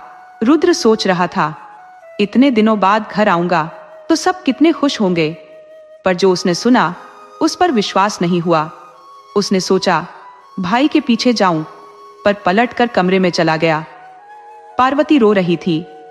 रुद्र ने अपने रुमाल से उसके बहते खून को साफ किया और चुपचाप मरहम पट्टी करने लगा। रुद्र ने पहली बार पार्वती को इतने ध्यान से देखा। इतनी सलोनी सी, कोमल सी लड़की पर इतना अत्याचार हो रहा था। उसके घाव से बहते खून को रोकने में उसे बहुत मशक्कत करनी पड़ी। पर दिल पर लगे जख्मों का क्या, उन्हें कौन देखेगा? रुद्र ने कहा, पारो मेरे साथ चलो। पार्वती ने बड़ी बड़ी आंसू भरी आंखों से देखा। रुद्र ने कहा, मैंने देखा है, ताई बहुत सताती है और अब भाई भी। तुम मायके क्यों नहीं चली जाती? पार्वती बोली। किसके भरोसे जाऊंगी? माँ नहीं है। सौतेली माँ पीछा छुड़ाना चाहती थी, इसलिए 12 साल बड़े आदमी से शादी कर दी। रुद्र चुप रह गया। पार्वती ने कहा, मैंने सोचा था कि मेरा विवाह तुमसे हो रहा है। दोनों देर तक चुप बैठे रहे। फिर रुद्र ने कहा, यहाँ से चली जाओ। पार्वती बोली, तुम यहाँ रहोगे तो भैया खुश नहीं रहेंगे। आज नहीं तो कल हमारे बीच सब सुलझ जाएगा। और भैया तुमसे कभी प्रेम करना नहीं छोड़ सकते। तुम चले गए तो ये सब खत्म हो जाएगा और भैया पहले वाले सुरेश बन जाएंगे। रुद्र अचानक उठा और घनघोर बारिश में घर से निकल गया। जो बस मिली उसमें बैठ गया और हरिद्वार जाकर रुका। बस डिपो के सामने शमशान था। महाकाल की प्रिय जगह पर पहुंचकर उसे शांति मिली। कुछ चिताएं अभी भी जल रही थी। लोग अपने प्रियजनों को अंतिम विदाई देकर लौट चुके थे और वह भी चला गया था। 12 बजे के बाद की बातें सुनकर उसके मन में पारों के लिए जो संवेदनाएं जाग उठी थी, वह डर रहा था कि कहीं वे प्रेम में न बदल जाए। इस भय से वह वहां से भाग आया था। रुद्र के मन में उथल पुथल मची थी। वह यह तय नहीं कर पा रहा था कि कल क्या करना है, कहाँ जाना है। उसे बस यह पता था कि अब वह कभी घर वापस नहीं लौटेगा। उस घर के दरवाजे अब हमेशा के लिए बंद हो चुके हैं। पंडित जी की भविष्यवाणी अब सत्य होने वाली थी। खोटा सिक्का अपना रास्ता बनाकर निकल गया था। शमशान में अकेला बैठा हुआ रुद्र बारिश में भीग रहा था, पर उसका मन कहीं और था। उसने अपने घुटनों के इर्द गिर्द हाथों का घेरा बनाया और सोच में डूब गया। आखिर उसने ऐसा क्या गुनाह किया था कि उसके पिता समान भाई के मन में उसके लिए इतनी नफरत भर गई। पारो का मासूम चेहरा याद आते ही उसका दिल कसमसाने लगा। उसकी बड़ी बड़ी आंखें जैसे बिना किसी गुनाह की सजा काट रही थी। सही भी था, आखिर उस लड़की ने गुनाह किया ही क्या था? गुनाह तो उसके साथ हुआ था। उसकी तस्वीर दिखाकर भाई ने शादी करवा दी। रुद्र सोच रहा था कि अगर पारो से उसका विवाह हुआ होता तो क्या वह इस सब से बच पाता? शायद नहीं, शायद हाँ। उसकी नजरों में पारो सीधी सादी सुंदर सी लड़की थी। भैया को उसे फूलों की तरह सहेज कर रखना चाहिए था, पर भैया ने उसे रौंद दिया। वह बेचारी सांस तक नहीं ले पा रही थी। रुद्र अपने विचारों में खोया रहा और वहीं उसे नींद आ गई। सुबह नींद खुली तो उसने अपना बैग उठाया और पास की चाय की दुकान पर जा बैठा। एक कप गर्म चाय पीते ही उसकी आत्मा जाग उठी। मन ही मन उसने तय कर लिया कि अब उसे घर वापस नहीं जाना है। कहीं न कहीं उसके मन में भी पारो के लिए कोमल भावनाएं उभरने लगी थी। उसने अपने सर को झटका देकर वहां से उठ खड़ा हुआ। अभी भी वह यह समझ नहीं पा रहा था कि जाना कहाँ है। उसने अपना बैग उठाया और कॉलेज के लिए निकल पड़ा। पहले हर शनिवार और रविवार घर जाने वाला रुद्र अब महीनों घर नहीं जाता था। माँ से भी उसकी बातें कम हो गई थी। माँ उसे घर बुलाने के लिए कई बहाने करती, पर वह हर बार कोई न कोई कारण बताकर घर जाना टाल देता। कॉलेज में छात्र संघ चुनाव की तैयारियां चल रही थी। शहर के रईसों के लड़के उस पार्टी का नेतृत्व कर रहे थे जो हमेशा चुनाव जीतती थी। ऐसे में किसी साधारण विद्यार्थी का उनके काम के बीच कुछ भी कहना या करना उनके लिए असहनीय था। लाइब्रेरी में एक तरफ बैठी तोता मैना की जोड़ी परीक्षाओं के लिए प्रोजेक्ट बना रही थी। उन लड़कों में से एक ने उस लड़की के चेहरे के पास सिगरेट का धुआं उड़ा दिया। लड़की के पास बैठा उसका दोस्त गुस्से में उठ खड़ा हुआ और लाइब्रेरी के नियमों के अनुसार सिगरेट पीना मना बताया। तभी एक लड़के ने उसे जोरदार थप्पड़ मार दिया। रुद्र का गुस्सा उबल पड़ा। उसने उन लड़कों पर प्रहार करना शुरू कर दिया। उसके हाथ में जो भी आया उसी से वह प्रहार करता गया। रुद्र उन 7-8 लड़कों पर अकेला भारी पड़ गया था। सब अपने अपने जख्मों को संभालते हुए गिरते पड़ते अपने नेता के पास रुद्र की शिकायत लेकर पहुंचे। रुद्र के साथी भी सहमे हुए थे। उस जोड़े की भी रूह कांप गई थी। अब जाने क्या होगा रुद्र का अगली सुबह। पर जिसने मसान की मिट्टी से तिलक कर अपने जीवन की शुरुआत की थी, उसे अब किसी नेता का डर नहीं था। उसने खुद अपने माथे पर कफन बांध रखा था। उस रात रुद्र के मन में थोड़ी ठंडक थी। हालांकि उसके दोस्त डरे हुए थे, लेकिन वह निश्चिंत अपनी खाट पर लेटा खुले आसमान में छाए तारों को देख रहा था। धीरे धीरे उसने आंखें मूड़ ली। उसकी आंखों के सामने दो दुबली सी हरी चूड़ियों से भरी नाजुक कलाइयां दूध का गिलास थामे खड़ी थी। चौंक कर उसने आंखें खोल दी। उसके आसपास कोई नहीं था। उन कलाइयों पर उसका नहीं, उसके भाई का हक था। वह नाहक ही परेशान हो रहा था। उसने कहा था कि तुम चले जाओ रुद्र, हमारे बीच सब ठीक हो जाएगा। और बस उसी बात को मानकर वह वहां से चला आया था। वह अपनी सोच में गुम था। तभी उसके दरवाजे पर किसी ने जोर से दस्तक दी। रुद्र के दोस्त भी जा चुके थे। एक ने दरवाजे की जिर्री से झांक कर देखा। बाहर सुबह वाले गुट के लड़के और उनका नेता खड़ा था। रुद्र के अलावा बाकी दोनों दोस्तों के प्राण सूख गए। आज तो अंत निश्चित है, यही सोचकर दोनों ने हनुमान चालीसा का पाठ करना शुरू कर दिया। रुद्र ने दरवाजा खोलते हुए कहा, मैं पहले ही साफ कह देता हूँ कि मेरे के का बदला मेरे दोस्तों से नहीं लिया जाएगा। जरूरत हो तो मुझसे निपटो, लेकिन इन दोनों को हाथ लगाया तो उसका हाथ काट डालूंगा। दरवाजे पर खड़े लड़कों ने रुद्र की हुंकार सुनी और पीछे हट गए। उनका नेता राजवीर सामने आ गया। क्यों बौराए हुए हो भाई? समुद्र मंथन से निकला जहर पी बैठे हो क्या? राजवीर ने पूछा। रुद्र ने कहा, क्या काम है राजवीर? साफ साफ बताओ और यहां से निकलो। राजवीर, जिसे कॉलेज में भैया जी के नाम से जाना जाता था, रुद्र की बात सुनकर अंदर आ गया। हमारी पार्टी में शामिल होने का प्रस्ताव लेकर आया हूं, राजवीर ने कहा। इस बार के कॉलेज इलेक्शन में हमारी पार्टी जीतेगी और हम तुम्हें अध्यक्ष बना देंगे। बोलो, मंजूर है? रुद्र ने कुछ देर सोचने के बाद धीरे से सिर हिला दिया। उसे पता था कि भैया जी अच्छे आदमी नहीं है, लेकिन फिर भी उसने पार्टी में शामिल होना स्वीकार कर लिया। समय अपनी तेज रफ्तार से बीतता गया। रुद्र ने कॉलेज की पढ़ाई के साथ साथ कॉलेज की सक्रिय राजनीति में कदम रखा। ग्रेजुएशन पूरा करते ही उसने राजनीति शास्त्र में एमए करने के साथ साथ भैया जी के साथ अधिकतर समय बिताना शुरू कर दिया। भैया जी के पिता जिले के विधायक थे और पार्टी के सबसे जुझारू नेता के रूप में प्रसिद्ध थे। राजनीति उनके खून में थी और यही विरासत अब रुद्र भी अपना रहा था। वर्षों की अथक परिश्रम का उद्देश्य था कि उनके उत्तराधिकारी सीधे मुख्यमंत्री की कुर्सी के योग्य बने। पार्टी के प्रति उनकी निष्ठा और समर्पण का यह फल था। उनकी पार्टी में उनकी अद्वितीय धाक थी। चुनाव करीब थे और मंत्री जी के निमंत्रण पर विधायक और अन्य सदस्य उनके साथ बैठक में सम्मिलित हुए थे। बैठक की गोपनीय बातचीत बाहर नहीं आ सकी, लेकिन दोनों प्रतिष्ठित राजनीतिज्ञों ने मिलकर कुशल रणनीति तैयार की। रुद्र का एक मित्र जमीन के व्यापार से जुड़ा हुआ था, जबकि कुछ कोयले के कारोबार में लगे थे, और रुद्र दोनों ही से जुड़े पैसों को बढ़ाने में जुट गया। उसके मस्तिष्क में एक बात और घर कर गई थी कि यदि उसके पिता उसे और उसकी मां को छोड़कर नहीं जाते तो उन्हें कभी कोई अभाव नहीं होता। आखिरकार वह अब तक रुपये पैसों के लिए ही अपने ताऊजी पर निर्भर था।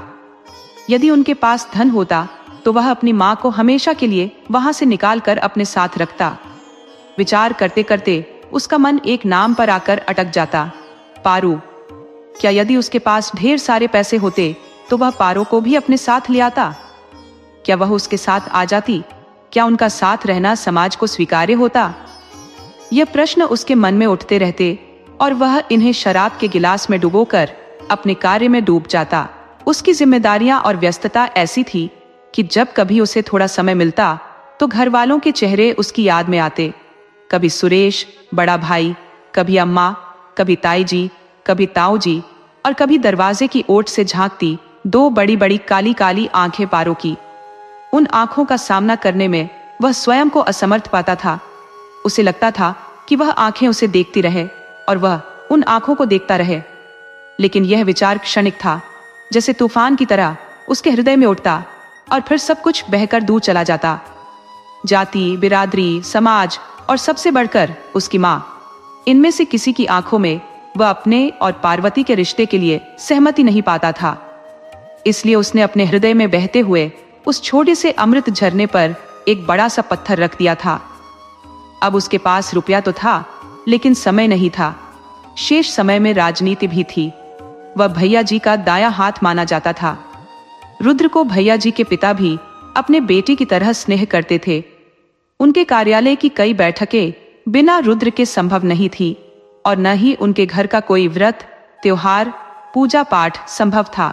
मंत्री जी के साथ बैठक के बाद रुद्र का स्थान और ऊंचा हो गया था। अब किसी भी बैठक में उसे भूलना असंभव हो गया था। पार्टी कार्यालय में आज उत्सव का माहौल था। भावी प्रत्याशियों का नाम घोषित होना था। सभी को पता था कि सबसे महत्वपूर्ण सीट से भैया जी को ही टिकट मिलेगा। कार्यालय में दिवाली सी रौनक थी। रात के 12 बजे भी समय यूं ही लग रहा था जैसे अभी शाम ही खिली है। आखिरकार 12-13 तो तीनों 7-8-9, 7-8-9, 7-8-9, 7-8-9, 17-13 कार्यक्रम का समापन हुआ और उस महत्वपूर्ण सीट के प्रत्याशी के नाम की घोषणा करते हुए मंत्री जी ने राजवीर की जगह रुद्र प्रताप का नाम लिया। सभी हैरान रह गए। विधायक जी के रुद्र के प्रति स्नेह को सभी जानते थे, लेकिन अपने बेटे की जगह मंत्री पद की दावेदारी को सीधे रुद्र के पाले में उछाल देंगे, यह किसी ने नहीं सोचा था। गुस्से में पैर पटकता राजवीर वहां से निकल गया। पिता के कंधे पर रखा हाथ झटकता राजवीर एक बार रुद्र को नाराजगी से देखकर चला गया और विधायक जी आगे बढ़कर रुद्र को गले लगा लिया। इसके बाद सब कुछ एक सपने जैसा होता चला गया। अपने अच्छे कर्मों और युवाओं में अपनी धाक का रुद्र को चुनाव प्रचार में अत्यंत लाभ मिला। रुद्र की ख्याति ऐसी थी कि उसे जीतना ही था। उसकी प्रसिद्धि चारों ओर फैल रही थी। सबकी उम्मीदों पर खरा उतरते हुए रुद्र भारी मतों से विजयी हुआ। ये और बात थी कि राजवीर ने, जो हर समय रुद्र के साथ रहता था, उसे नाराजगी में अकेला छोड़ दिया। रुद्र के बार बार मनाने पर भी राजवीर ने फिर उस दिन के बाद उसका चेहरा नहीं देखा। हालांकि उसके पिता रुद्र के विजय होने तक उसके साए की तरह उसके साथ बने रहे। आज महीनों बाद रुद्र ने अपनी माँ को फोन किया। वो भले ही न करे, पर हर हफ्ते उसकी माँ बिना बोले ही उसे फोन करके उसका हालचाल पूछ लिया करती थी। बिना पूछे ताया जी और ताई जी की भी खबरें सुना देती थी, पर जिसके बारे में जानना चाहता था उसके बारे में कुछ नहीं कहती थी। त्योहारों के समय बस कभी कभी 1-2 बातें कह देती, जैसे दिवाली के लिए पार्वती ने लड्डू बनाए थे, बड़ा स्वाद है बहू के हाथ में, या होली पर तेरी ताई ने बहू को मायके नहीं जाने दिया, बेचारी जब से ब्याह कराई है मायके का मुंह तक नहीं देखा। इससे ज्यादा वो ना बताती थी और ना ही रुद्र पूछता था। आम चुनाव जीतने के बाद उसे मंत्री जी को धन्यवाद देने जाना था, पर इससे पहले जाने क्यों उसने अपनी खुशी साझा करने के लिए अपनी माँ को फोन लगाया। माँ की जगह ताई ने फोन उठाया। रुद्र की आवाज सुनते ही ताई बिखर गई। तू कहाँ चला गया? अरे छोरे, अब क्या मेरे मरने पर ही वापस आएगा? तेरा भाई महीनों से पेट में तेज दर्द की शिकायत कर रहा है। 2 दिन पहले डॉक्टर को दिखाया तो उसने तुरंत भर्ती कर लिया। हो सके तो एक बार आजा बेटा, हो सकता है तेरे आने से ही उसके प्राण वापस आ जाए। आएगा ना तू रुद्र? बरसों बाद ताई ने उसे उसके बचपन के नाम से पुकारा था। मना करने का तो सवाल ही नहीं उठता था। वो तुरंत अपनी गाड़ी में जा बैठा और अनिकेत पीछे पीछे दौड़ता आया। अनिकेत ने कहा, रुद्र, तुझे तो मंत्री जी के आवास पर जाना था ना, कहाँ निकल रहा है? रुद्र ने कहा, घर जा रहा हूं भाई, बड़े दिनों बाद घर से बुलावा आया है, कल तक वापस आ जाऊंगा। मंत्री जी को समझा देना कि मैं कल आकर उनके पैर छूकर धन्यवाद दूंगा। और फिर रुद्र हवा से बातें करती हुई अपनी गाड़ी में निकल पड़ा। गांव की गलियां उसे बुला रही थी। हवा से बातें करती रुद्र की गाड़ी गांव की ओर भागती जा रही थी और साथ ही यादों के बवंडर उसके दिमाग में उठ रहे थे। 5 सालों से उसने गांव नहीं आया था और अम्मा के अलावा किसी से बात भी नहीं की थी, लेकिन छिप छिपाकर ही सही उसका दोस्त श्याम उसे सुरेश दादा और पार्वती की खबरें दे दिया करता था। अब वह बारिश में भीगता हुआ घर से निकला था। श्याम उसे ढूंढता हुआ उसके शहर वाले घर पर पहुंचा था। उस रात श्याम के साथ उसने पहली और आखिरी बार शराब पी थी और उसी बहकावे में सुरेश भाई के शक और अत्याचार की बातें सुनाई थी। इस संसार में शायद श्याम ही था जो उसके दिल की बात समझता था। श्याम ने बताया था कि सुरेश, जो पहले कभी कभार पीता था, अब रोज पीने लगा है। ताऊ जी का भी संकोच नहीं रह गया था। रात दिन नशे में डूबा सुरेश भाई ऑफिस के काम में भी चूक करने लगा था। पहले दिन के काम में कोई गड़बड़ी नहीं करता था, अब आए दिन कोई न कोई काम बिगाड़ देता है। शाम से ही उसे सुरेश और कभी कभी पारो के बारे में भी खबरें मिलती थी। रुद्र को पता चला कि पारो की हालत कुछ ठीक नहीं है। उसकी शादी के 5 साल हो गए थे, पर गोद नहीं भरी थी। ताई सारी खीज उसी पर निकालती थी। रुद्र सोचता, किस मिट्टी की बनी है यह औरत, क्यों अपने प्रति हो रहे अन्याय के खिलाफ नहीं बोलती। विचारों में मग्न रुद्र अपने गांव कब पहुंच गया, उसे पता ही नहीं चला। घर की ओर गाड़ी मोड़ने के बजाय वह सीधा अस्पताल की ओर चला। उसकी गाड़ी से उतरते ही माँ दौड़ती हुई आई और उसे सीने से लगा लिया।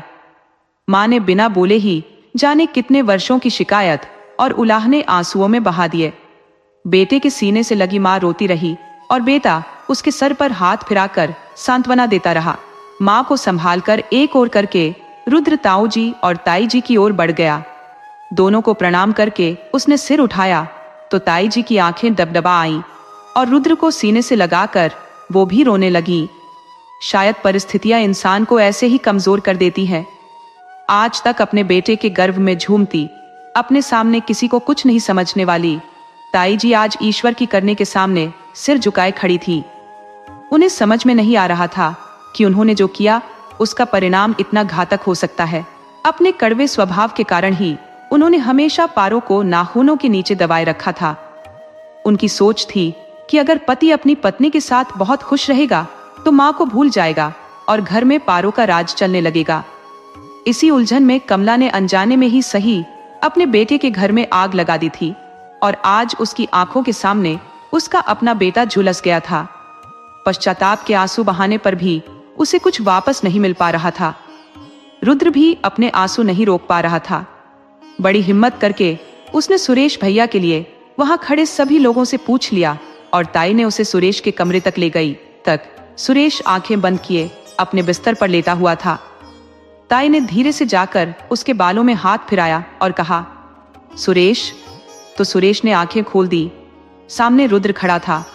रुद्र को देखकर सुरेश की आंखें दबदबा गईं। उसने एक हाथ से धीमे से रुद्र को अपनी ओर बुलाया। रुद्र रोते हुए उसके सीने से लगा और दोनों भाइयों के आंसू नहीं रुक रहे थे। इन आंसुओं में इतने सालों के गिले शिकवे और शिकायतें सब बह गई। सुरेश का रुद्रपुर किया न्याय बह गया और रुद्र की सारी नाराजगी दूर हो गई। यही तो होता है रक्त का संबंध। चाहे कितने भी दिन अलग रह ले, लेकिन एक दूसरे की तकलीफ इन्हें आपस में बांध के ही रखती है। सुरेश की बीमारी ने उसे लाचार कर दिया था। उसे दिखने लगा था कि उसका अंतिम समय आ गया है और इसी मानसिक भाव ने उसे करुणा से भर दिया था। अब वह एक बार फिर पुराना सुरेश बन गया था जिसे रुद्र जानता था। डॉक्टरों ने सुरेश के लिए जवाब दे दिया था। उसकी हालत आज रुद्र को देखकर कुछ ठीक लगने लगी थी। 4 दिनों में सुरेश के मुंह में एक दाना भी नहीं गया था। आज रुद्र के हाथों से उसने मुश्किल से दलिया खा लिया था। घर भर के लोगों को आस बंध गई थी कि शायद सुरेश ठीक हो जाए। रुद्र का हृदय मुस्कुरा उठा था। उसे लगने लगा कि अब सब अच्छा हो जाएगा। अगर भैया ठीक हो गए तब तो पारो भी खुश रहेंगी और अगर वो खुश रहेंगी तो उससे मीलों दूर रुद्र भी जी उठेगा। पहली बार पार्वती के बारे में सोचते हुए उसका मन खिल उठा। उसे लगा कि वह भैया और पार्वती के जीवन में फिर से रंग भर देगा। अपनी सोच में डूबा मुस्कुराता रुद्र भैया का हाथ थामे बैठा था कि उसके दोस्त विनय का फोन आ गया। विनय ने कहा, रुद्र तू ठीक तो है ना? रुद्र ने कहा, हाँ मैं ठीक हूँ, बिल्कुल ठीक हूँ। गांव आ गया हूँ। आज ही सुबह अनिकेत को बताकर आया हूँ। उसने तुझे बताया नहीं? तो विनय ने कहा, भाई अनिकेत का बहुत बड़ा एक्सीडेंट हो गया है, उसका बचना मुश्किल है। रुद्र ने कहा, ये क्या बोल रहा है यार? वो तो मेरे कार्यालय की गाड़ी में ड्राइवर के साथ निकला था, फिर कैसे उसका एक्सीडेंट हो गया?